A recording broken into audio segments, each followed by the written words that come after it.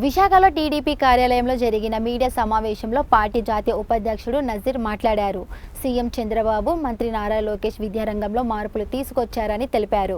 వక్ఫ్ board ద్వారా 10వ తరగతిలో అధిక మార్కులు సాధించిన 250 మంది ముస్లిం విద్యార్థులకు కార్పొరేట్ కాలేజీలో ఉచిత విద్య అందించనున్నట్లు చెప్పారు. తాలిం-ఏ-హునర్ పేరుతో ఈ కార్యక్రమాన్ని అమలు చేస్తున్నట్లు వెల్లడించారు. ముస్లిం సమాజంలో బడుగు బలహీన వర్గాలు చాలా మంది ఉన్నారు, పేదలు చాలా మంది ఉన్నారు. అది కాకుండా వాళ్ళలో ఆర్థికంగా, సామాజికంగా చాలా వెనకబడి ఉన్నారు. విద్యలో కూడా గతంలో వెనకబడి ఉండేవాళ్ళు, కానీ ఇప్పుడు ముస్లింస్లో చాలా మంది పిల్లలు వాళ్ళ ఆర్థిక స్తోమత తల్లిదండ్రులు ఉన్నా లేపటికి మనకి రేపటి రోజు పిల్లలకి భవిష్యత్తు విద్య ద్వారా అందించగలుగుతాం అనేది అన్ని వర్గాల్లో వాళ్ళకు ఒక మంచి ఆలోచనగా తల్లిదండ్రులకి 15-20 మనం గమనిస్తున్నాం. పిల్లల్ని బాగా చదివిస్తున్నారు. ఆ కోవలోనే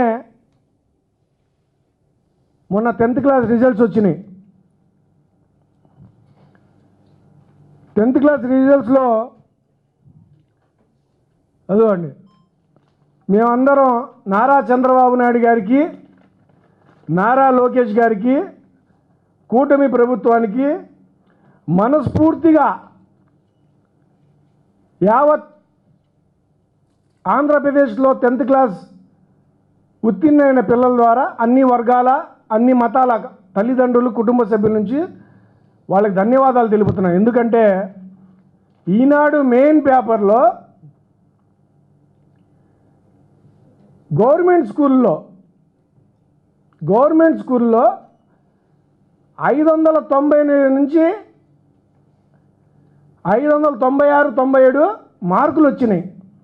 ఇదేదో కార్పొరేట్ స్కూల్స్ కాదండి.